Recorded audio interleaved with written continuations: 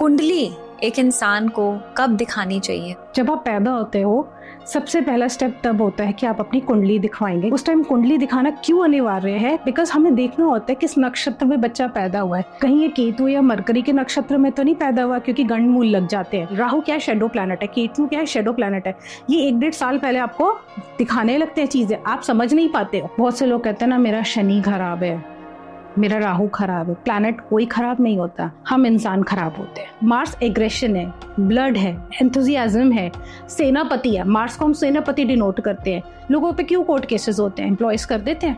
क्यों करते हैं? क्योंकि शनि खराब है। आप पेड़ों को पानी दो, पौधों को पानी दो, मरकरी अच्छा हो जाएगा। जरूरी है, बिकॉज लोगों ने ये कनेक्शन छोड़ दिया है। प्लांट से बात करो। सप्तमी के अगर बॉयज हैं और मैरिड हैं, उनकी बीवी की तो ऐसी तैसी। रुद्र रूप है शिव जी का, तो क्या होगा? बड़े अनप्रेडिक्टेबल है, गुस्सा एकदम से आ जाएगा। कुंडली मिलान में मेरे लिए सबसे इंपॉर्टेंट है भकोट और नाड़ी दोष। जुपिटर एक ऐसा प्लैनेट है, आपको सारे भौतिक सुख दे सकता है। एनर्जीज को अगर आपने सही नेविगेट कर दिया ना, तो ऑटोमेटिकली वो प्लैनेट आपके लिए बेनिफिशियल होने लगेगा। मैं पर्सनली बिलीव करती हूँ स्टोन इतना इंपॉर्टेंट नहीं। आप अपने ऊपर विश्वास रखो ना, आप कर सकते हो। मंत्रास आपको मेंटली फिजिकली बहुत स्ट्रांग बना देते हैं। आपके अंदर एक जेस्ट आ जाता है कि नहीं है, I have to do it. सबके कर्मास कनेक्टेड है, ब्लड लाइन में हमेशा कनेक्टेड रहेंगे। तो सबका अच्छे कर्मास रहेंगे तो आप प्रॉब्लम वाली जगह से भी इजीली निकल जाओगे।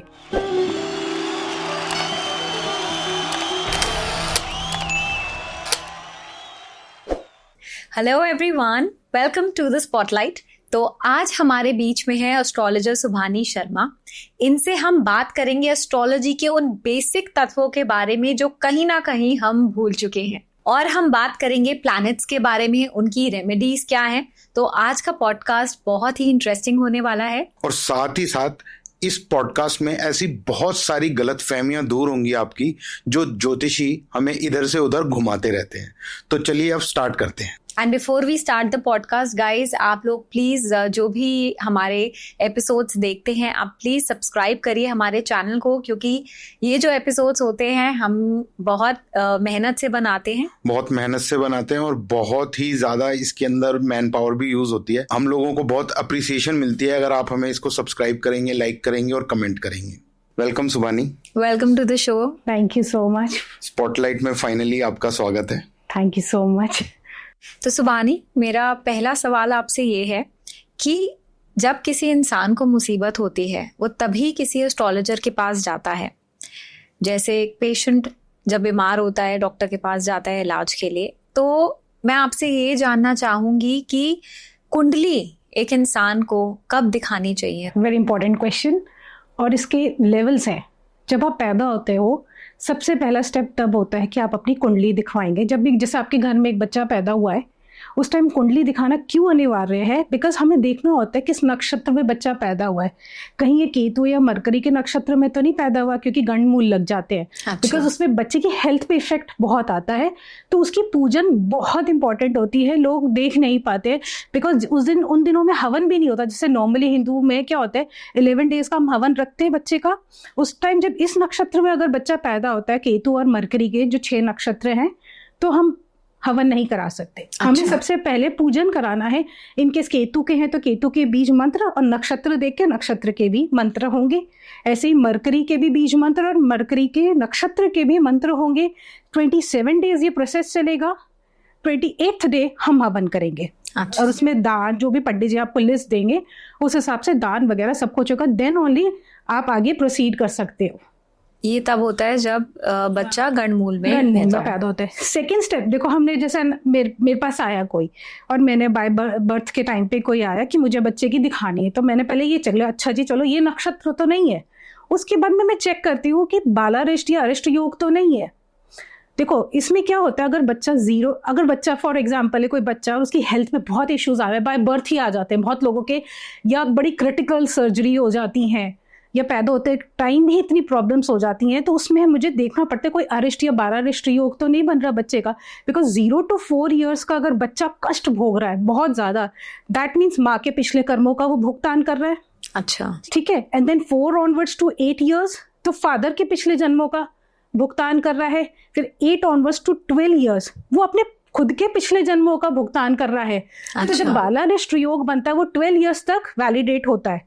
अगर उस बच्चे ने वो टाइम निकाल लिया, अगर पूजन करा लिया, आपने चेक कर लिया है और उसके उपाय करा लिए, तो वो बच्चे के लिए ईजी हो जाता है। बालारिष्ट बेसिकली होता है बहुत छोटी आयु में जो बच्चे चले जाते हैं, तो इसका जरूर देखना चाहिए और इसका पूजन बहुत इंपॉर्टेंट है। अच्छा, आप इसको निग्लेक्ट नहीं कर सकते हो। और 12 साल के बाद क्या होता है, वो किसके 12 साल के ऑनवर्ड्स आपके ही बच्चे के खुद के ही कर्मा स्टार्ट हो जाते हैं। अच्छा, बट टिल 8 इयर्स पहले मदर का फिर फादर का पिछले कर्मों का वो भुगतान कर रहा होता है। क्योंकि कहीं ना कहीं इसे हम D7 चार्ट में देख सकते हैं, बॉन्ड डेप्ट होता है कि पिछले जन्म के कर्मास कनेक्ट करके आए हैं, या तो माँ बेटे या बाप बेटा, मतलब बेटी, कहीं ना कहीं बच्चा और माँ बाप कोई ना कोई कनेक्शन है। ऑब्वियसली आपके पास क्यों आया है, वो कहीं ना कहीं पास्ट लाइफ से कनेक्शन है और कुछ प्रॉब्लम्स हो रही है। अब अरिष्ट योग में क्या होता है, इसमें ये होता है कि पेरेंट्स पे कष्ट हो जाता है। बच्चा ऐसा होता है, देखो होगा आपने डिलीवरी हुई है, उसके 6 मंथ्स बाद डिवोर्स हो गया, या इवन प्रेगनेंसी के प्रोसेस में ही फादर से अलग हो गए बच्चा की, मतलब बच्चे मुंह नहीं देख पाए। तो ये अरिष्ट योग, ये भी बहुत इंपॉर्टेंट है, ये हमें देखना जरूरी है और इसका निवारण कराना बहुत जरूरी है। अच्छा, ये बहुत इंपॉर्टेंट है, लोग इसको देखते ही नहीं है और प्रॉब्लम्स आ जाती है लोगों की लाइफ में। सेकेंड है, आपको ईयरली दिखाना चाहिए अपने बर्थडे मंथ से 1 मंथ पहले। अच्छा, एग्जाम्पल, आपका जून में बर्थडे है तो जून से पहले क्या आएगा, मई आएगा। तो मई के मंथ में आप चले जाओ एक बार, आपका जो भी एस्ट्रोलॉजर है आप उनके पास जाइए और उनको दिखा लीजिए कि देख लो कोई प्रॉब्लम तो नहीं है। बिकॉज एस्ट्रोलॉजर का देखो मेन पर्पस ही यही होता है एस्ट्रोलॉजी में कि आपको गाइड कर दे। आपके कर्मास को तो नहीं चेंज कर सकते जो पास्ट से आप लेके आए हो, प्रारब्ध जिसको हम कहते हैं, प्रारब्ध से जो लेके आए आप उसको नहीं बदल सकते, लेकिन करंट कर्मास से एस्ट्रोलॉजर आपको गाइड कर देगा। प्लीज इन चीजों का ध्यान रखना और ऐसे ऐसे कार्य करना जिससे आपको ये प्रॉब्लम्स ना हो, वो कुशन डाउन हो जाए। फॉर एग्जाम्पल, चोट तो लगनी है, मंगल का कुछ प्रभाव है, मंगल तो है ब्लड से रिलेटेड है, तो खून तो निकलना है, या तो ट्रक से टक्कर खा के खून निकलेगा या एक साइकिल से या एक छोटा सा खरोच आके भी खून निकलेगा। बट उपाय करे हैं और अच्छे एस्ट्रोलॉजर के पास आप गए और उन्होंने आपको गाइड कर दिया, कुछ ना कुछ तो आपको उपाय देंगे। ठीक है, अगर आपने वो कर लिया, चोट तो लगनी थी, उसको आप टाल नहीं सकते हो। वेरेस क्या होगा, ज्यादा ब्लड लॉस की वजह की जगह छोटा सा खरोच से वो सेटल डाउन हो गया। तो ये बहुत इंपॉर्टेंट है कि आप ईयरली जरूर दिखाओ आगे के बचने के लिए।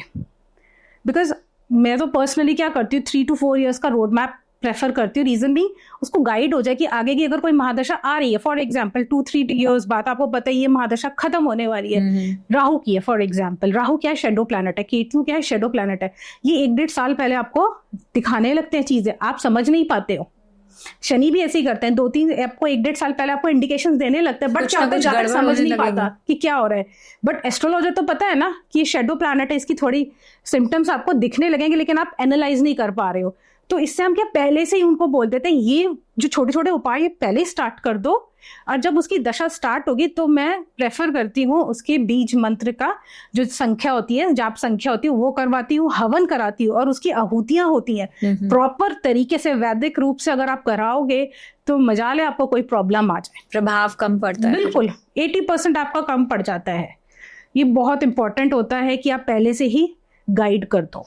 तो पहले आपने बोला जैसे कि जब बच्चा पैदा होता है तब जाएं, उसके बाद ईयरली जब देखो बच्चे का, अगर आप देखो फॉर एग्जांपल एक बच्चा है, ज्यादा बच्चों के दिखाने भी नहीं चाहिए, 12 इयर्स तो एटलीस्ट मत देखो। आपको बर्थ, अगर अच्छा एस्ट्रोलॉजर, अच्छे पंडित जी हैं, अच्छा एस्ट्रोलॉजर, वो आपको बर्थ टाइम पे बता देंगे कि ये 12 साल या 14-16 साल तक थोड़ी प्रॉब्लम है, इसके उपाय कर लो। उसके बाद मत दिखाओ, सीधा 16 साल में दिखाओ बच्चों की पत्री, उस बीच प्लीज मत छुड़वाओ। अच्छा, क्योंकि कोमल होते हैं, एनर्जीज डिस्टर्ब हो जाती है, बेटर है मत दिखाओ। इनिशियली अगर अच्छा आपके पास एस्ट्रोलॉजर, वो आपको बता देगा। हाँ, और वैसे भी ज्यादा ज्ञान हो जाए तो वो भी प्रॉब्लम हो जाती है। अब जैसे इसी से एक छोटा सा आया है, कुछ बच्चों की पैदा होने के बाद टाइम पे 7:30 शुरू हो जाती है। ठीक है, अब क्या शनिदेव के बच्चे से क्या उम्मीद करेंगे कि क्या कर्म करेगा ये? समहाउ उसके पेरेंट्स, जैसे मैंने आपको बताया कनेक्शन है 0 to 4, 4 to 8, पेरेंट्स को वो देखेंगे, उनको जज करेंगे, तुम सही कर रहे हो ना, तो तुम्हारे बच्चे को कुछ नहीं होगा, डोंट वरी। तो आपके कर्मास देखो आपकी एक फैमिली है ना, सबके कर्मास कनेक्टेड है, ब्लड लाइन में हमेशा कनेक्टेड रहेंगे। तो सबका अच्छे कर्मास रहेंगे तो आप प्रॉब्लम वाली जगह से भी इजीली निकल जाओगे। कहते हैं ना परिवार का साथ, वो बहुत इंपॉर्टेंट होता है आपके, क्योंकि कर्मास कनेक्टेड है, समाओ पिछले जन्म से कुछ ना कुछ तो बॉन्ड लेके आए हो ना, ये बहुत इंपॉर्टेंट होता है इन चीजों को देखने के लिए। जन्म पत्री दिखाने वाला तो आपके पास आ गया, तो एज ए एस्ट्रोलॉजर आप अपनी क्या रिस्पॉन्सिबिलिटी समझते हो कि इसको ये सारी चीजें बताऊं या नहीं बताऊं, क्या छुपाऊं? आप पत्री देख रहे हो ना, जब आपने तिथि देख ली उसकी, कहीं ना कहीं आपको कैरेक्टरिस्टिक्स पता चल जाता है कि ये नेटिव कैसा है, क्या अपने पे ये लेगा।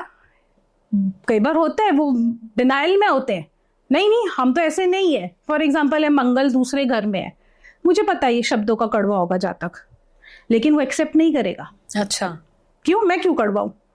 क्योंकि उनको पता ही नहीं होता कि वो अपने मुंह से कितना कड़वा बोल देते हैं और सामने वाले को हर्ट कर जाते हैं, और तभी तो हर्ट करे बिकॉज उनका एक्सेप्टेंस ही नहीं है। As simple as that. Logical देखो ना, कि उनको एक्सेप्टेंस ही नहीं है कि मैं तो कड़वा बोलता ही नहीं, और जिसमें कि वो every time that person is doing that, तो मैं पत्री से मेरे को जजमेंट हो जाती है कि ये जातक कैसे, वो कितना लेगा। इवन आप मानोगे नहीं, उपाय भी हम उसी हिसाब से बताते हैं कितना कौन कर सकता है।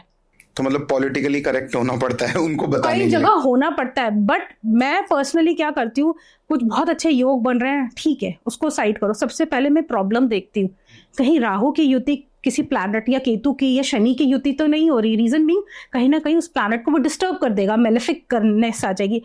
तो कई बार क्या होता है, बहुत अच्छा योग है, पंच महापुरुष योग बना हुआ किसी का, ठीक है, बट उसको रिजल्ट ही नहीं मिल रहे। देखा मंगल के साथ राहु बैठे, पहले इसको तो ठीक करूं। समझ रहे हो? बिकॉज ओवरऑल सब कुछ ठीक है। क्या होता है, लोग क्या करते हैं, सबसे पहले योग दे, अरे बहुत अच्छा है, बहुत बढ़िया है, और जातक क्या सुनना चाहता है, यही सब सुनना चाहता है। लाला लैंड में रखना है, लाला लैंड में मत रखो प्लीज, बिकॉज आप बता दो कि ये प्रॉब्लम है, पहले इसको ठीक कर लो, तभी इसका रिजल्ट मिलेगा। Because there is an obstacle जो आपको वो उसको पार नहीं करने दे रहा। अगर आप उस ऑब्स्टिकल को हटा दो तो वो इजीली उसको अटेन कर लेगा जो उसकी लाइफ का गोल है। ये बहुत इंपॉर्टेंट है कि प्रॉब्लम को पहले पकड़ लो और उसके उपाय करो, मत बताओ। आप बोलो कि तुझे ये उपाय तो करने हैं। कुछ कंजंक्शंस ऐसी होती हैं जब दोनों मेलेफिक्स के एक साथ होती है ना, तो लाइफ लॉन्ग वो आपको करना पड़ता है। क्यों? बिकॉज दो मेलेफिक एक साथ बैठे तो लाइफ लॉन्ग उस चीज की प्रॉब्लम देंगे ही देंगे। दो मेलेफिक मतलब हाँ। जो बेसिकली जैसे राहु, शनि, केतु, ठीक है, और मंगल, अगर दो मेलेफिक्स एक साथ, फॉर एग्जाम्पल अंगारक योग है राहु और मंगल का। अंगारक योग, हाँ, राहु और मंगल की कंजंक्शंस जब होती है ना, दैट इज अंगारक योग। मतलब ये दोनों प्लेनेट एक साथ है, एक ही घर में है, एक ही घर में, दैट इज एन अंगारक योग। तो ऐसे योग को पहले इसको ठीक करना जरूरी है, बिकॉज ये गुस्सा बहुत दिलाता है, एग्रेशन लेता है, और खासकर अगर फायरी साइन के साथ बैठ गए 159 तो और एग्रीवेट करता है, ठीक है। वेरस अंगारक योग कोई बुरा भी नहीं है, बिकॉज अंगारक योग भी ऐसा भी तो है कि फाइटिंग स्पिरिट होगा ऐसे जातक का, तो पुलिस फोर्स बहुत अच्छी जगह में भी आप जा सकते हो। अच्छा। बट पॉइंट ये है कि वो यूज पहले उसको ठीक कराना है, उसकी एनर्जीज चैनलाइज करनी है। मंगल क्या है? फिटनेस है। अगर उसकी एनर्जीज, मैंने गुस्सा, एग्रेशन है, अब वो जिम जाएगा, एक्सरसाइज करेगा, एग्रेशन तो खत्म ना, थक गया बंदा, वो क्या लड़ेगा किसी से। राइट। आपको उसको नेविगेट करना है बेसिकली। एनर्जीज को अगर आपने सही नेविगेट कर दिया ना, तो ऑटोमेटिकली वो प्लैनेट आपके लिए बेनिफिशियल होने लगेगा। तो ऐसे जातक को हम कुछ ऐसे उपाय दे देते कि लाइफ लॉन्ग आपको करना है, बिकॉज इससे अगर बचना है। अगर देखो, मैं तो कहती हूँ अगर आपको अच्छी चीज चाहिए तो थोड़ा तो कुछ मेहनत तो करनी पड़ेगी। बिल्कुल, बिना मेहनत के तो कुछ नहीं मिलता। अच्छे से अच्छा योग भी होगा ना आपकी पथरी में, और आपने कुछ नहीं करना,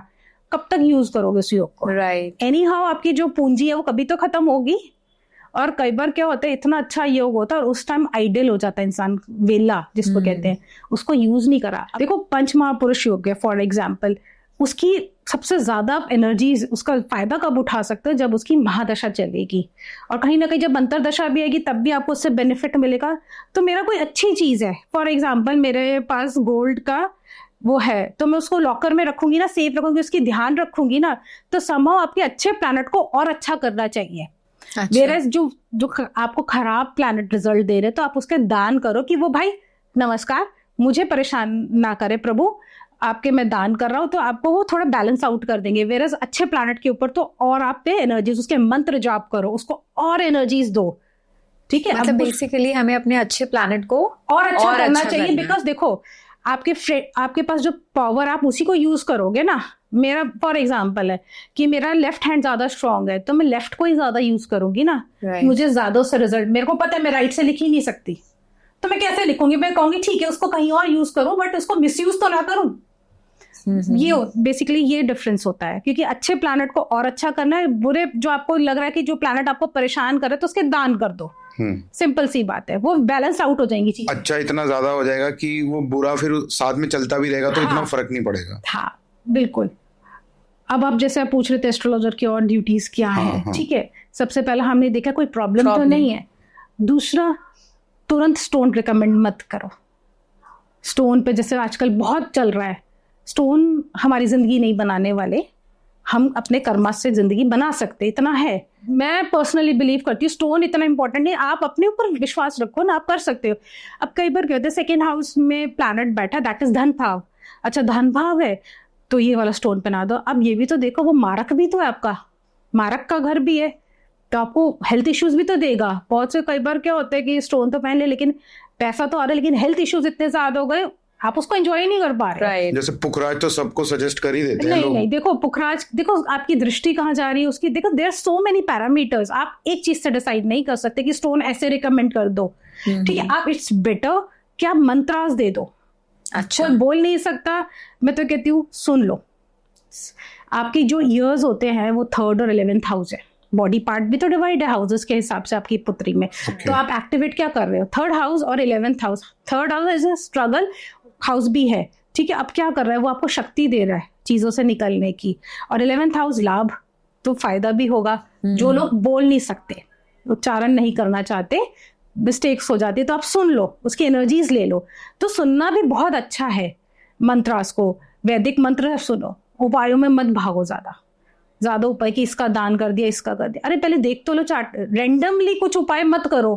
पर मंत्र, जैसे कि कोई मंत्र बता दिया कि ये मंत्र सुनना है, और उस मंत्र का मीनिंग मंत्र के जो बीज मंत्र में दूंगी ना, मीनिंग क्या होगा उसका हमें कैसे समझ में आएगा? आप मेरे को आपने बताया कि ये मंत्र सुनना है और मुझे उस मंत्र का मीनिंग ही नहीं मालूम, मैं सुन रहा हूं। सिंगल सी लाइन है, आप राहु का मंत्र है तो राहु का ही तो बीज मंत्र में दूंगी। अच्छा, ठीक है। तो राहु जी, आप राहु के मंत्र का जाप करते रहोगे तो ऑटोमेटिकली उसकी एनर्जीज तो आपके पास आएंगी ना।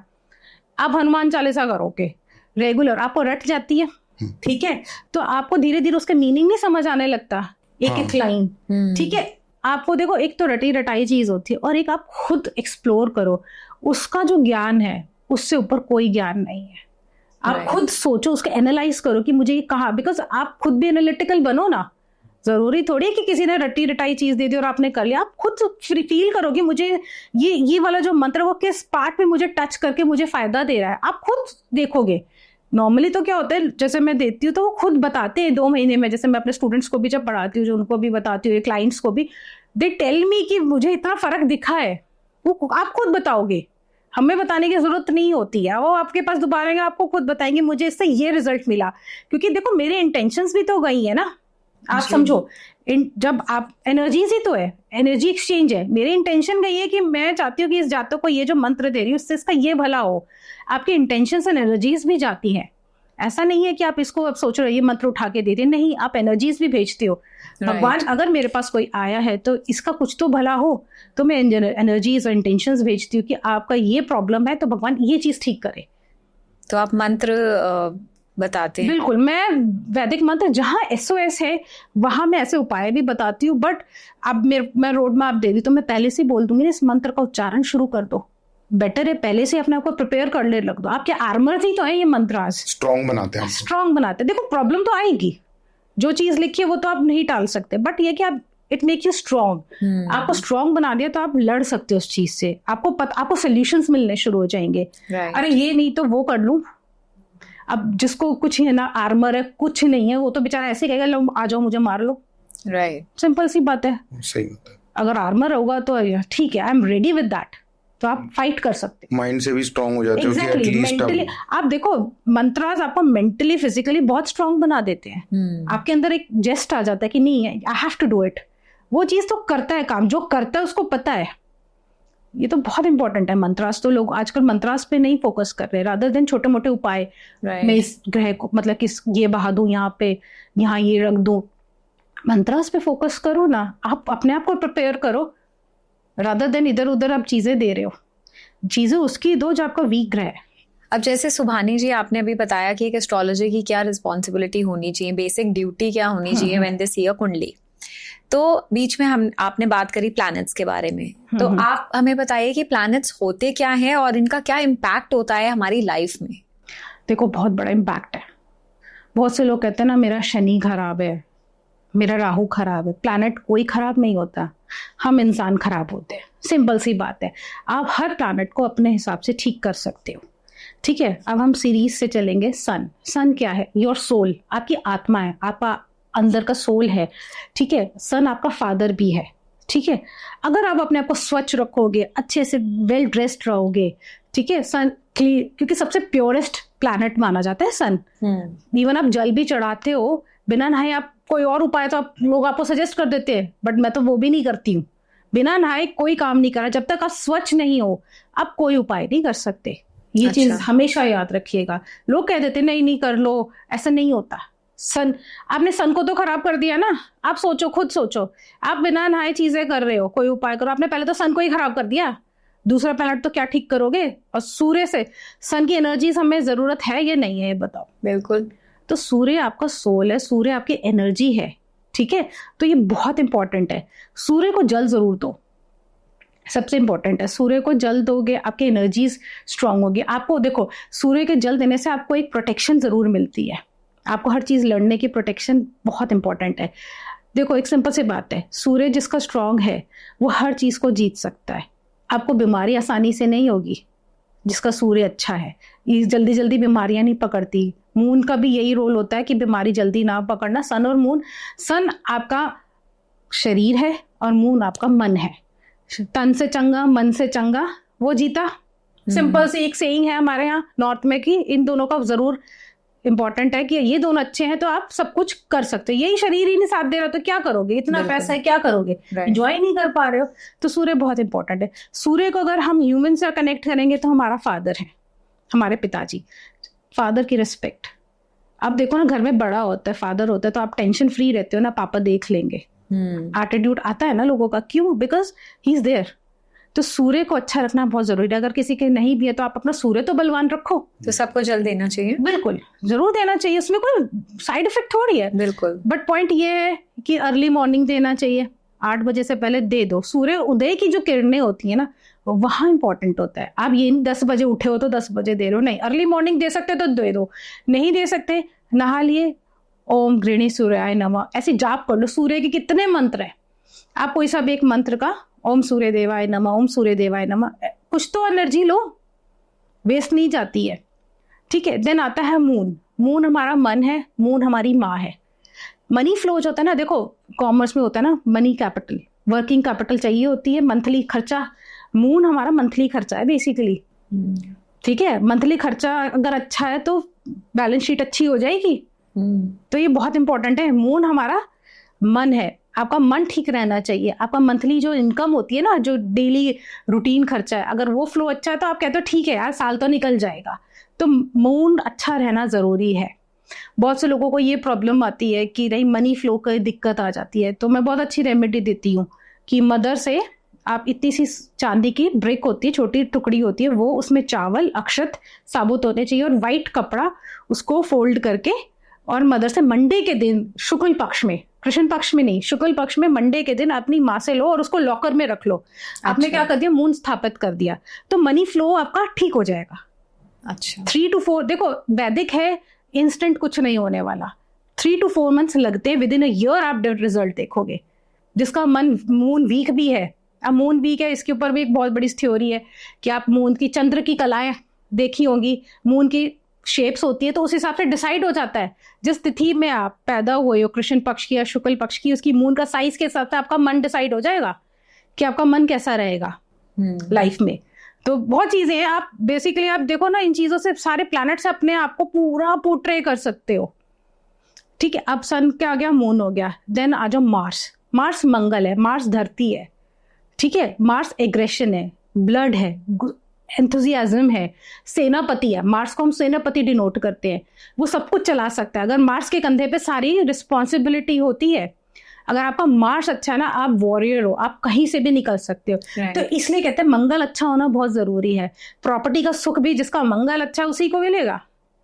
मंगल जिसका दिक्कत है, लोन अगर छठे घर में मंगल है तो भैया लोन जरूर चढ़ेगा तुम्हारे ऊपर। तो मंगल को अच्छा रखना है। मंगल का हनुमान जी, अच्छा, हनुमान चालीसा पढ़ो और धरती पे बैठो। लोगों ने छोड़ दिया जमीन पे बैठना, ठीक है, मंगल के लिए सबसे बेसिक रेमेडी है, धरती पे बैठो, एक टाइम जमीन पे बैठ के खाना खा लो, मंगल अच्छा हो जाएगा। बेसिक है, आप डेली लाइफ में अपने आप को चीजें ठीक कर सकते हो। ठीक है, मार्स के बाद है मरकरी। अच्छा, मार्स में आपके भाई, मार्स अगर आप ह्यूमन से डिनोट करोगे आपके भाई हैं, जिसने अपने भाई से बना के रखी जीत गया, कहते हैं ना भाई का सहारा है। समझ रहे हो? तो मंगल अच्छा रखोगे, भाई के साथ अच्छा रखोगे, मंगल अच्छा रहेगा, बिल्कुल हो जाएगा। खराब मत करो। अगर आपको पता है आपकी पत्री में ऐसी सिचुएशन है, फॉर एग्जाम्पल आपका मरकरी और मार्स की कॉम्बिनेशन है, कंजंक्शन है, तो अब समहाउ ये होता है कि नहीं बनेगी, तो it's better make a space. बुरा मत बनो, राइट। मैं कहती हूँ लड़ो मत, अब हट जाओ वहां से, कोई नहीं भाई, तू अपनी जगह खुश, मैं अपनी जगह खुश, बहस मत करो, मंगल मत अपना खराब करो उससे लड़कर। ठीक है, आप उसे जगह से मूव कर जाओ। ठीक है, अब देन आ गया मरकरी। मरकरी अपनी बहन, बेटियां, घर में कहते हैं ना लड़कियों को जब भी आती है शादीशुदा लड़की खासकर या कन्याएं हैं उनको दो, तो मरकरी अच्छा होगा। मरकरी हमारा बिजनेस है। ठीक है, कहते हैं ना बेटियों को देने से घाटा नहीं होता, ये ऐसी कहावत नहीं बनी है, क्यों? उससे बरकत होती है। हाँ। तो मरकरी अच्छा रखना जरूरी है। अपने आसपास ग्रीनरी रखो, मरकरी ग्रीन कलर को डिनोट करते हैं, ग्रीनरी रखो। आप पेड़ों को पानी दो, पौधों को पानी दो, मरकरी अच्छा हो जाएगा। जरूरी है, बिकॉज लोगों ने ये कनेक्शन छोड़ दिया है। प्लांट से बात करो, बहुत अच्छा मरकरी होगा, बात करो उनसे, बातें करोगे तो बहुत अच्छा होगा। अच्छा, मरकरी क्या, अच्छा एक और चीज बताओ, मरकरी खराब लोग कैसे करते? गालियां देकर। अच्छा, गालियां मत दो, बहुत जरूरी है। अगर जिसने गालियां दी, मरकरी खराब, फिर राहु भी खराब, तो कंटिन्यूशन में बहुत चीजें, इट्स अ लूप। आप एक प्लैनेट को डिस्टर्ब करो ना, समहाउ टच होके और भी प्लैनेट्स आएंगे डिस्टर्बेंस में। राइट। आप खुद अपने कर्मों से भी प्लैनेट, अच्छे प्लैनेट को भी खराब कर सकते हो। ठीक है, मरकरी के बाद आ जाओ जुपिटर। ठीक है, जुपिटर ज्ञान है, प्योर ज्ञान है। ठीक है, विष्णु जी का डिनोट करते हैं। देखो, ज्ञान लेना बहुत जरूरी है। अपनी एजुकेशन, अपनी लर्निंग कभी खत्म मत करो। अब एक सिंपल सी बात है, आप किसी भी प्रोफेशन में हो, आप स्टैग्नेंट होके तो नहीं रहोगे ना, आपको ज्ञान तो चाहिए ही चाहिए। अब फॉर एग्जाम्पल एस्ट्रोलॉजी, और आप लोगों का पॉडकास्ट, अगर आपने प्रैक्टिस नहीं कर रहे, अगर आज पॉडकास्ट को स्टार्ट करने से पहले अगर आपने रिव्यू नहीं करा, आपने आपको प्रैक्टिस नहीं करी, ऐसे ही बैठ गए आके, क्या रिजल्ट मिलेगा? आगे ऊपर इसके ऊपर वर्कआउट करोगे कंटिन्यूस। ये नहीं कि आपकी मेरी 50 ईयर्स हो गए, अब मेरे को ज्ञान नहीं चाहिए, नहीं। ज्ञान ऐसी चीज है, वो कभी भी आप ले सकते हो। Knowledge is endless, knowledge is endless. तो अब अपने आपको टच में रखो ज्ञान के, और ऐसे लोगों के बीच बैठो जो ज्ञानी है, जो आप पर टाइम वेस्ट नहीं कर रहे हो।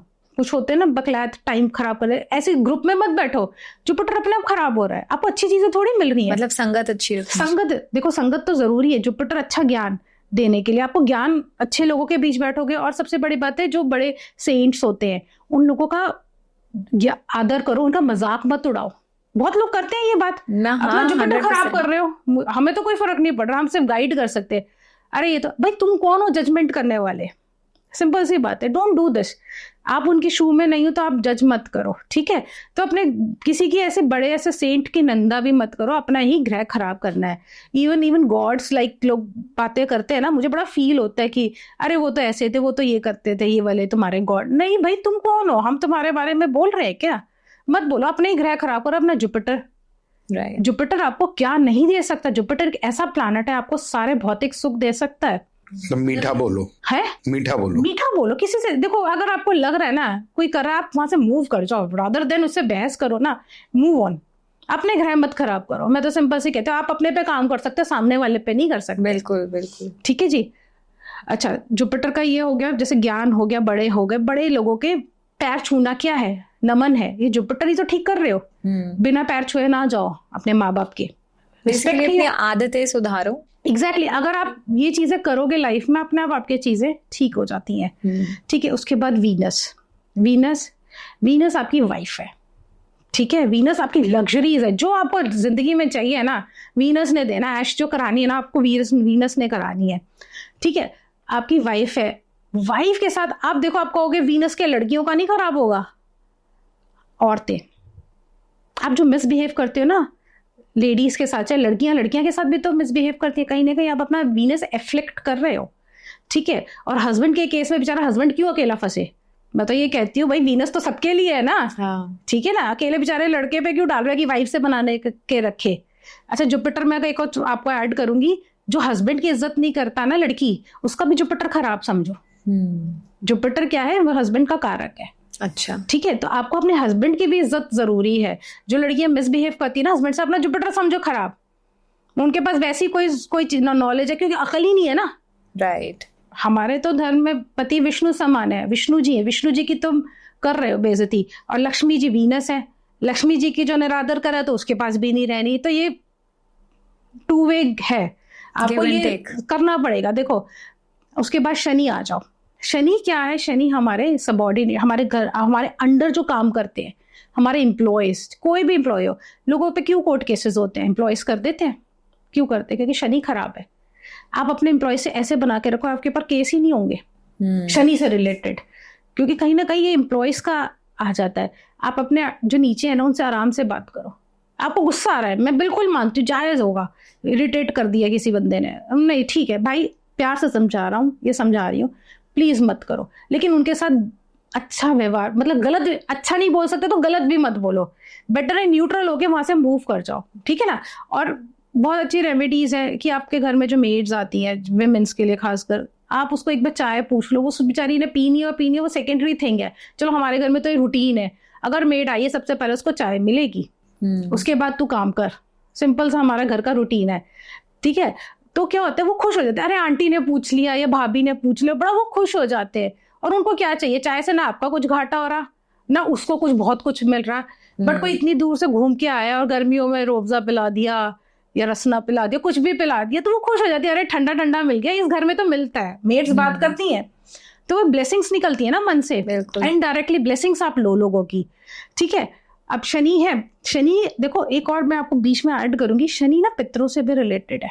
अच्छा, ठीक है, ये इसके ऊपर एक बहुत अच्छी थ्योरी है, मैं किसी और पॉडकास्ट में छोटा सा बताऊंगी। आपका शनि एक लिंक है अपने पितरों से कनेक्ट करने के लिए। तो मैं कहती हूँ जिनका थोड़ा भी शनि खराब है, कहीं ना कहीं आप देख लो उनकी कंजंक्शन कहाँ है, और इवन राहु के साथ कोई प्लैनेट बैठा है, केतु के साथ बैठा है, राहु क्या भूख है, आगे मैं आपको बताऊंगी। तो कहीं ना कहीं शनि को खुश करने, ठीक करने के लिए आप पितरों को भी जरूर क्रॉस चेक कर लो एज एन एस्ट्रोलॉजर, कहीं पितृ दोष तो नहीं है। अच्छा, क्योंकि समा वो आपको कनेक्शन देके आपको चीजें ठीक कर सकते हैं, ठीक है। अब शनि का मैंने आपको बता ही दिया ये, ठीक है। और उसके बाद राहु आ गया, ठीक है। राहु हमारे एनिमल्स हैं, ठीक है। आपके जितने भी एनिमल्स हैं उनकी हेल्प करो, वो बेचारे किसी से कुछ नहीं करा, खुद तो वो कर नहीं सकते, तो आप एनिमल्स की, डॉग्स की, कैट्स की, ये सब की सेवा करो, जो स्ट्रे एनिमल्स हैं उनको इलाज करा दो, तो आप अपना राहु अच्छा कर रहे हो। अच्छा, ठीक है। ऐसे ही केतु का भी है। केतु को तो मैं जो पर्सनली बिलीव करती हूँ, केतु के लिए ना आप क्या करो, मंदिर जरूर जाया करो। अच्छा, जो मैंने एनालाइज करा पर्सनली, चलो राहु केतु डॉग्स, केतु में भी एनिमल्स आते हैं, लेकिन अगर आपको केतु को और अच्छा करना है ना, कोशिश करो महीने में या 2 महीने में एक बार ना किसी तीर्थ स्थान पे जाओ, या साल में 2-3 ट्रिप्स तीर्थ स्थान के जरूर बनाओ। अच्छा। केतु झंडा है, पताका है, उसका सिंबल है, तो आप मंदिर जाओगे, बड़ा झंडा उनको नतमस्तक करो, अपनी अटेंडेंस जरूर लगाओ। तो केतु के लिए बहुत अच्छी रेमेडी हुई है कि आप धर्म स्थान पे जरूर जाओ।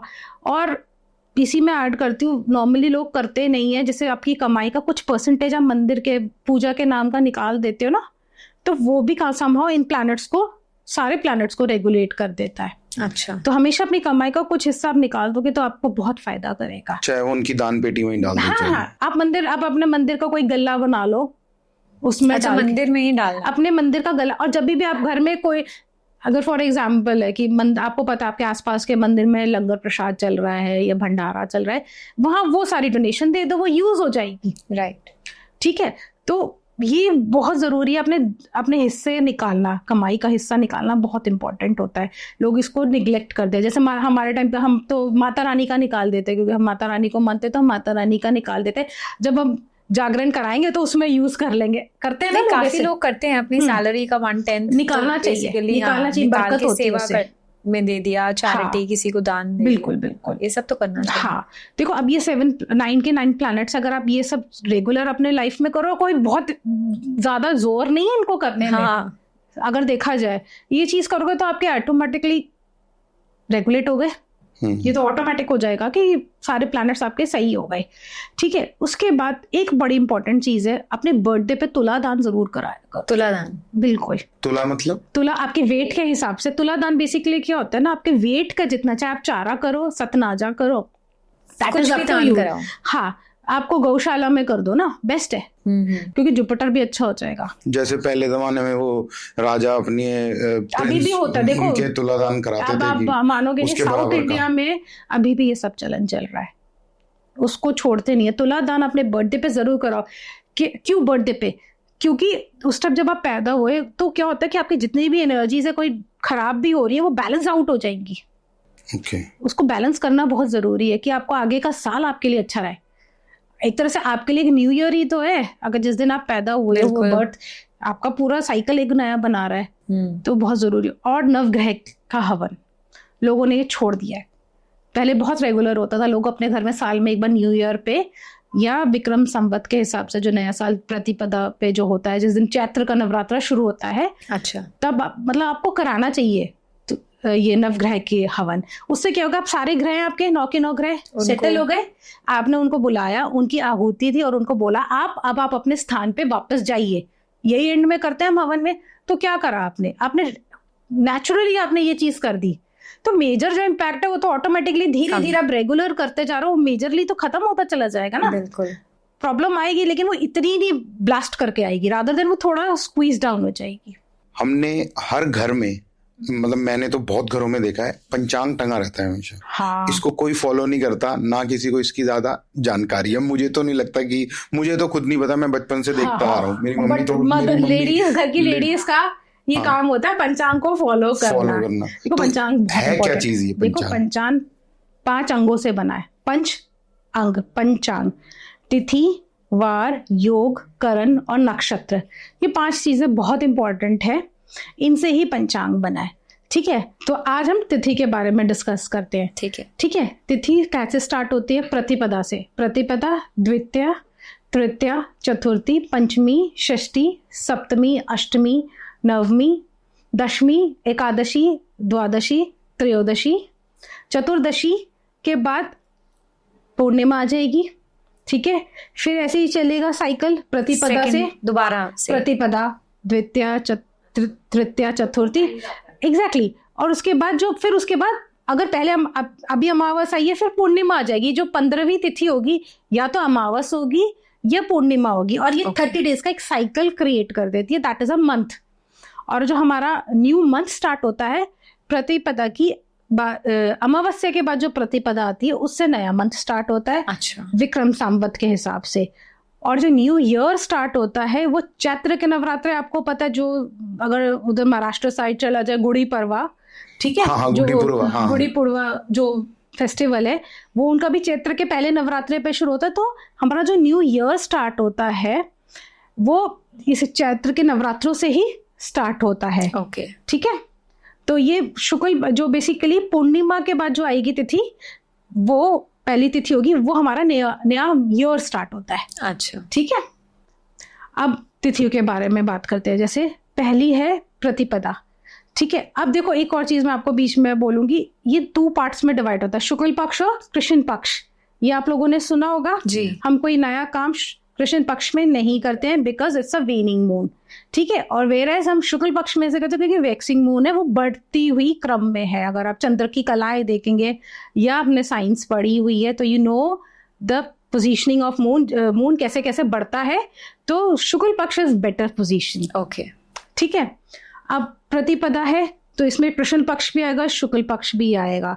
तो प्रतिपदा का तो सेम, बहुत सारी तिथियों का सेम है, सिर्फ एक का अलग होता है, वो मैं आपको एंड में बता दूंगी। तो प्रतिपदा से स्टार्ट करते हैं। प्रतिपदा के जो डेटी होते हैं, हर एक तिथि की एक डेटी है। अच्छा, ठीक है, उनके हैं अग्निदेव। अच्छा, अब जो प्रतिपदा में पैदा होगा, अग्निदेव का तत्व आएगा उसमें। जैसे मैं फर्स्ट को पैदा हुई, ठीक है, तो स्टमक प्रॉब्लम रहती है। हाँ। ऐसे जातक को। ठीक है, और एक बार जिससे चिढ़ गए ना वो वापस उसको पलट के नहीं देखते। बिल्कुल सही उनका बोल रहे ये हो। एटीट्यूड होता है। ठीक है, थोड़ा सा अपने गुस्से पे कंट्रोल रखना, मूव आउट कर जाओ वहां से, चीजें ज्यादा खराब भी हो सकती हैं। पर मुग्धा को तो गुस्सा इतना आता नहीं है। How do you know? पता होगा बिकॉज देखो ये चीजें ऐसी, ये डिनाइल नहीं आ सकता इसके अंदर, ये श्योरिटी है। श्योरिटी है ना। हाँ, और स्टमक से रिलेटेड आपको अग्नि तत्व है ना, तो स्टमक से।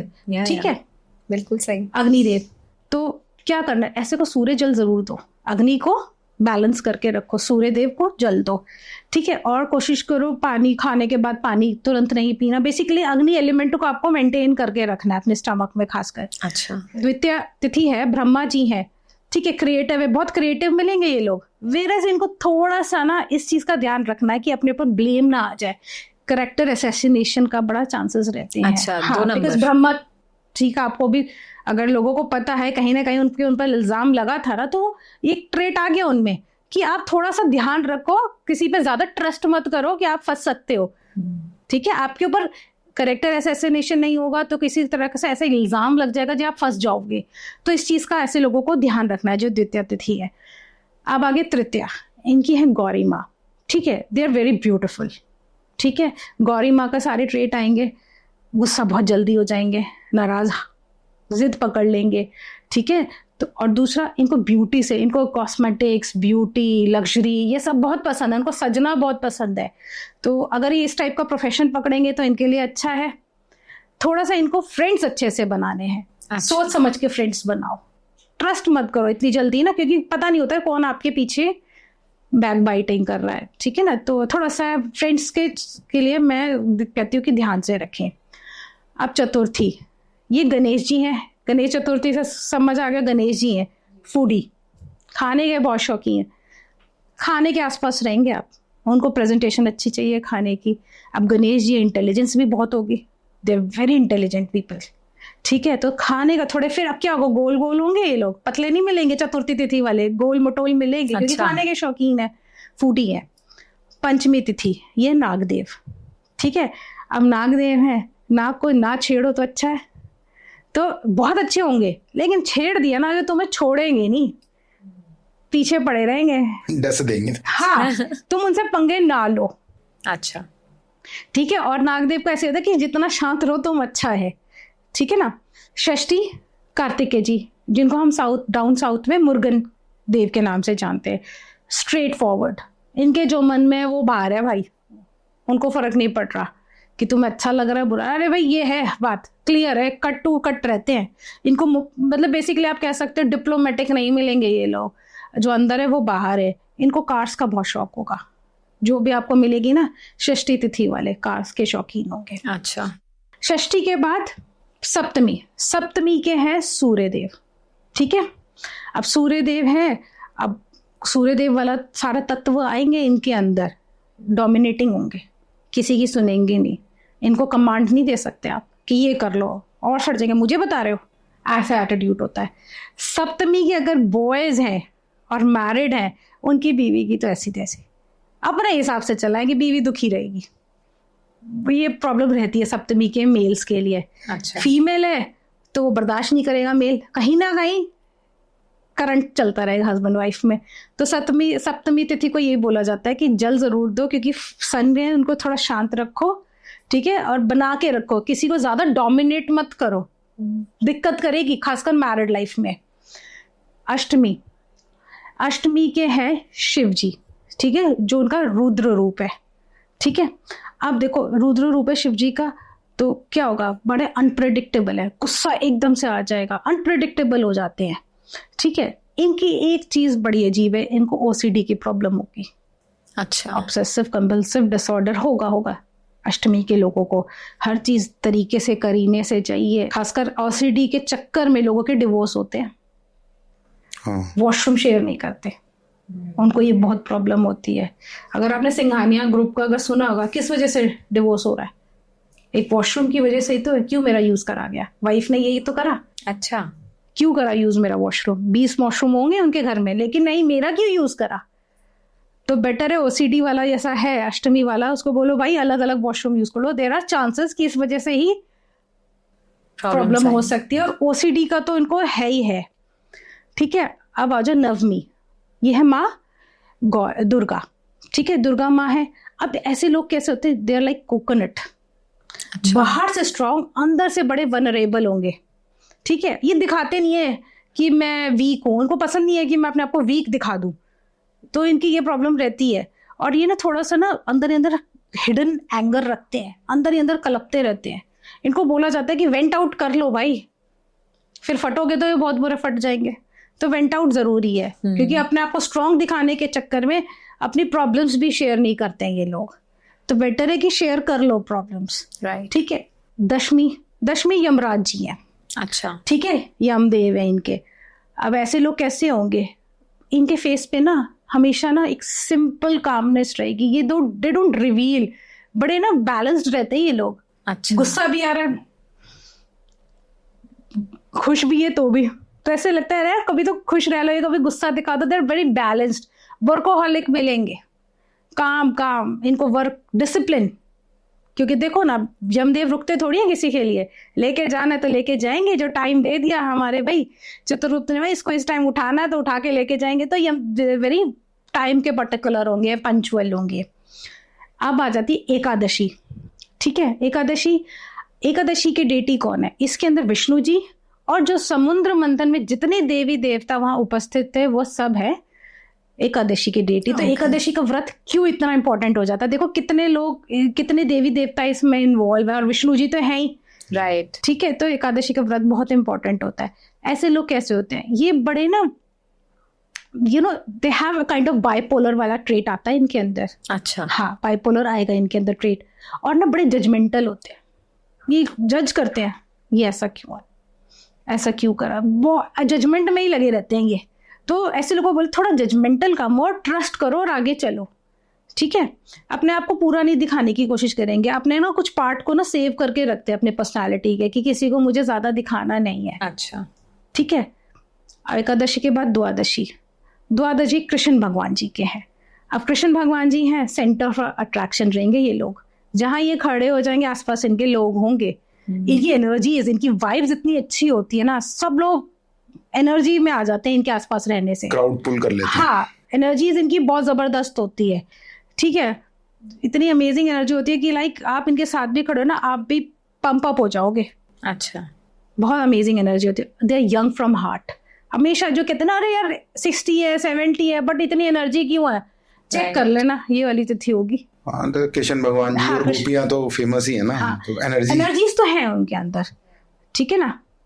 अब त्रयोदशी के हैं कामदेव हैं, तो सेक्सुअल डिजायर्स तो बहुत होंगी इन लोगों की, ठीक है। पैशनेट होते हैं ये लोग बहुत ज्यादा, जो काम पकड़ लिया ना उसको तो पूरा करके छोड़ते हैं। अच्छा, पैशनेट, एक थोड़ा इनको चीज का ध्यान रखना है, पैशनेट है तो मतलब जिस चीज को पकड़ लिया आसानी से नहीं छोड़ रहे, तो एडिक्शन भी आ जाएगी। एडिक्शन का भी ध्यान रखना पड़ेगा कि कोई चीज की एडिक्शन ना हो, नशे की लत भी पड़ सकती है। एडिक्शन कुछ भी हो सकती है, किसी भी चीज की। एग्जैक्टली, एडिक्शन को हम नशे से नहीं कर सकते। फूडी है, नॉनवेज, ऐसे लोगों को मैं बोल दूं नॉनवेज छोड़ दे, अब तो बिल्कुल नहीं छोड़ेंगे, ठीक है, बिकॉज शौक है, नहीं छोड़ सकते, ठीक है। पैसे खर्च करने के एडिक्शन है तो नहीं, हर चीज मतलब किसी भी चीज से, अब चाय भी एडिक्शन है। हाँ, चाय नहीं छोड़ पाते लोग, कितना बोलो पेट खराब हो जाए, कुछ हो जाए, अल्सर हो जाए, लेकिन नहीं, एडिक्शन है। तो ऐसे लोगों को बोलो एडिक्शन का थोड़ा ध्यान रखें, किसी चीज के एडिक्टिव ना हो, ठीक है। अब आती है चतुर्दशी में थोड़ा हम इसको बाइफिकेट करेंगे कृष्ण पक्ष और शुक्ल पक्ष में। अच्छा, शुक्ल पक्ष है तो लॉर्ड शिवा है इनकी डेटी, कृष्ण पक्ष है तो माँ काली है इनकी डेटी। अच्छा, ठीक है। अब क्या है, इन लोगों का क्या होता है, ये थोड़े सा ना इनकी मैरिड लाइफ में प्रॉब्लम होती है, जो चतुर्दशी के लोग है ना, खासकर इन लॉज की तरफ से, चाहे वो शुक्ल हाँ, बट ये हो जाएगा शुक्ल पक्ष में कंपैरेटिवली कम होगा, कृष्ण पक्ष में थोड़ा ज्यादा प्रॉब्लम होगी। अच्छा, ठीक है। मैरिड लाइफ में दिक्कत रहेगी, खासकर इन लॉज की वजह से, या तो ये परेशान रहेंगे इन लॉज, या इन लॉज इनसे परेशान, कहीं ना कहीं एक फ्रिक्शन आएगा। तो मैरिड लाइफ का थोड़ा इन लोगों को ध्यान रखना है। अच्छा, अब आ गई अमावस्या, ठीक है। अमावस्या हमारे सारे पितृदेव अमावस्या में आते हैं। ये लोग बड़े अलूफ रहना पसंद करते हैं, शांत रहना, ठीक है। इनकी एक चीज, इनका बड़ा अजीब सा कैरेक्टरिस्टिक्स है, ये घर में शांत रहेंगे, बाहर एक्टिव हो जाएंगे। तो इस वजह से भी इनकी लाइफ, पर्सनल लाइफ में दिक्कत आती है कि मेरे साथ तो बोलते नहीं, बाहर जाके बड़ा बोल रहे होते हो, या हो जाता है ना। ये तो 100% लोगों के साथ यही चल रहा है। वो तो है, लेकिन अमावस्या वालों को मिलेगा, वो अपने घर में शांत रहते हैं, बाहर एक्टिव हो जाएंगे, बाहर देखोगे बड़े चिरपी होंगे, बात कर रहे होंगे, और घर जाके शांत अलूफ, डिप्रेसिव भी हो जाते हैं ये लोग। अच्छा, थोड़ा इस डिप्रेशन का ध्यान रखना होता है, बिकॉज प्रॉब्लम थोड़ी सी ना, मैरिड लाइफ तो डिस्टर्ब होती ही होती है इन लोगों की, खासकर फैमिली लाइफ भी पेरेंट्स से कहीं ना कहीं कुछ, अमावस्या है ना, अमावस्या मून है, मतलब मून क्या है, 0 डिग्रीज छुपा लिया ना, तो मदर से प्रॉब्लम रहेगी ना, इधर मदर की हेल्थ पे रहेगी, मदर से दूर हो जाओगे, देयर आर चांसेस। फिर वो चार्ट भी देखा जाता है कि मून की पोजीशनिंग कैसी है, उससे भी हम, क्या होता है कि एक्चुअली क्या होता है एस्ट्रोलॉजी में, ये होता है कि एक जगह एक चीज दिख रही है ना, दूसरी जगह से हम स्टैंपिंग हो जाती है कि यस इट इज, श्योरिटी मिल जाती है। तो हमें इसलिए कहते हैं कि सारी चीज, सारे पैरामीटर्स को टच करके चलना चाहिए। ओके अब आ जाओ पूर्णिमा। पूर्णिमा, अब आप बताओ, आप लोगों ने साइंस पढ़ी, हाई टाइड कब आती है, फुल मून पर आती है, दैट इज पूर्णिमा। स्पेकुलेटिव होते हैं ये लोग, तो ऐसे कहते हैं जरा ना स्पेकुलेशन में ध्यान रखना, बड़ा मन करता होगा इन्हें कि स्पेकुलेशन में जाए, ठीक है। तो अपने मूड्स को थोड़ा सा ना बैलेंस करके, बिकॉज हाई टाइड है, तो अपने मूड्स को बहुत बैलेंस करके रखो, एक्साइटेड मत हो जाओ, डिसीजन मेकिंग में एकदम से जंप मत करो, थोड़ा सोच लो, समझ लो, फिर डिसीजन लो, जल्दबाजी नहीं करनी, शांति। और पूर्णिमा के चंद्रदेव है, डेटी इनके, तो चंद्रदेव को ठीक रखो, जल चढ़ाओ शिवलिंग पे। अब मैं इसी हिसाब से, अगर आप देखो यमदेव का, मैं आपको एक छोटा सा एग्जांपल देती हूँ, किसी को यमदेव तिथि दशमी तिथि पे पैदा हुआ, उसको रेमेडी करनी है, तो आप क्या, क्रिमिनेशन ग्राउंड है, वहां जाके कोई भी आप सर्विस प्रोवाइड कर सकते हो, पानी का, जल का आपने कर लिया, या किसी के घर डेथ हुई है फॉर एग्जाम्पल, तो वहां अपनी सर्विसेज प्रोवाइड कर दी। ओके तो आप अपनी दशमी तिथि का बेसी ऑटोमेटिकली क्या कर रहे हो, क्योंकि देखो तिथि है, तिथि आप जिस तिथि पे आप पैदा हुए हो, क्या उसका कोई सिग्निफिकेंस नहीं होगा आपकी लाइफ में? बिल्कुल होगा, है ना। आप उसका, उस तिथि का व्रत रखना शुरू कर दो, वो भी बहुत अच्छा है। उस तिथि के देव के मंत्र शुरू कर दो, उससे भी आपको बहुत एनर्जीज मिलनी है। आप उस तिथि को पकड़ लो और उससे रिलेटेड कुछ भी रेमेडी कर सकते हो आप कर लो, क्योंकि मैंने आपको डेटी तो बताई नहीं है, उनके करना शुरू कर दो, तो ऑटोमेटिकली आपकी तिथि से आपको इतना बल मिल जाएगा, आपके जो कहते हैं ना छोटे मोटे हर्डल, वो तो ऐसे ही हट जाने हैं। अच्छा, बिल्कुल, आप करके देखो और आपको रिजल्ट मिलेगा। लोग उपायों पर मत भागो, अपने ऊपर काम करो, राइट। अपने कैरेक्टरिस्टिक्स को ढूंढो ना। मैं तो कहती हूँ सबको एस्ट्रोलॉजी सीखनी चाहिए, कितनी चीजें आप खुद सॉल्व कर लोगे, आपको जगह जगह धक्के खाने की जरूरत नहीं पड़ेगी। ऐसे करिकुलम अगर आप डाल दो जैसे मेरा तो पर्सनली मन करता है करिकुलम होना चाहिए। आप कोई वेद नहीं पढ़ा रहा स्कूल्स में, ना कोई रामायण नहीं कर रहा, कुछ भी नहीं कर रहा, तो आप कैसे आप कनेक्ट करोगे अपने बच्चों को? ये बहुत इंपॉर्टेंट है। तिथि जान लोगे तो आपकी कितनी प्रॉब्लम सॉल्व हो सकती है, आपको कैरेक्टरिस्टिक्स पता चल जाएगा इंसान का, आप उसको गाइड कर सकते हो कि इस चीज से बच लो। तो सुभानी ये बताइए कि क्या कुंडली मिलान में भी पंचांग का यूज करते हैं? बिल्कुल होता है, बिल्कुल। अच्छा। आप देखो ना, तिथि आपको निकालनी है, आप जाते हो पंडित जी के पास, तिथि नक्षत्र देखोगे, कुंडली मिलान होगी तो उसमें नक्षत्र भी तो देखा जाएगा। नक्षत्र कितना इम्पोर्टेंट है? बहुत इंपॉर्टेंट है, बहुत है। आपका देखो, सबसे पहले आप पहले ये तो जानो आपका नक्षत्र कौन सा है। जिस नक्षत्र में मून बैठा है ना, वो आपका नक्षत्र है। मून का जो नक्षत्र है वो आपका जन्म नक्षत्र है। अच्छा, आपको मून चेक करना है अपने चार्ट में कि मून किस नक्षत्र में बैठा, दैट इज योर जन्म नक्षत्र, जब आप पैदा हुए थे। हाँ, एग्जैक्टली, ठीक है। वो आपको चार्ट मिल जाता है कि मून, कुछ लोग लगन देखते हैं, लगन नहीं देखना, मून का नक्षत्र चेक करना है, दैट इज योर जन्म। क्योंकि राशि भी आपकी मून जिस नंबर में बैठी है ना, अगर आप हॉरोस्कोप देखोगे ना, मून जिस नंबर में बैठा है, फॉर एग्जाम्पल मेरा मून 3 नंबर में बैठा, तो मेरी जेमिनाई राशि हो गई। अच्छा, तो मून कितना इंपॉर्टेंट है। मून से आप क्या अपना नक्षत्र भी देख सकते हो और मून से आप अपनी राशि भी देख सकते हो, क्योंकि देखो राशि भी तो आपके कैरेक्टरिस्टिक्स बता रही है, पर्सनालिटी बताती है ना, ऐसे ही नक्षत्र आपकी पर्सनालिटी बताते हैं। तो नक्षत्र बहुत इंपॉर्टेंट है। देखो कुंडली मिलान अगर आप पूछोगे, कुंडली मिलान में मेरे लिए सबसे इंपॉर्टेंट है भकोट और नाड़ी दोष। अच्छा, अगर किसी की वो अब नाड़ी दोष है, वो नक्षत्र से ही तो होता है। अगर सेम नक्षत्र तो हम नहीं कर सकते ना शादी, आपके सेम नक्षत्र ही नहीं होना चाहिए। देखो क्यों हमारे हिंदू कल्चर में नक्षत्र की कितनी इंपॉर्टेंस है, कुंडली मिलान की भी क्यों इंपॉर्टेंस है। समाव सेम गोत्र के क्यों कहते हैं हम कि इनकी शादी नहीं हो सकती, क्यों? जेनेटिक डिसऑर्डर आ जाएगा।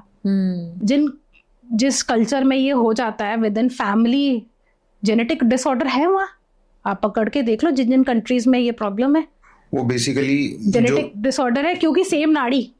वो जो मुझे किसी ने साइंटिफिकली तरीके से समझाया था, ब्लड ग्रुप कि जैसे अगर किसी जेनेटिक में बीमारी चलती आ रही है, फॉर एग्जांपल शुगर चलती आ रही है, और उसी फैमिली की शादी सेम गोत्र में ही हो गई, तो वो बीमारी उनके पास भी चली गई, फिर वो बीमारी उनकी आगे की जनरेशन के पास भी चली गई। इसलिए चेन ब्रेक करनी होती है कि बीमारी आगे ट्रांसफर ना हो।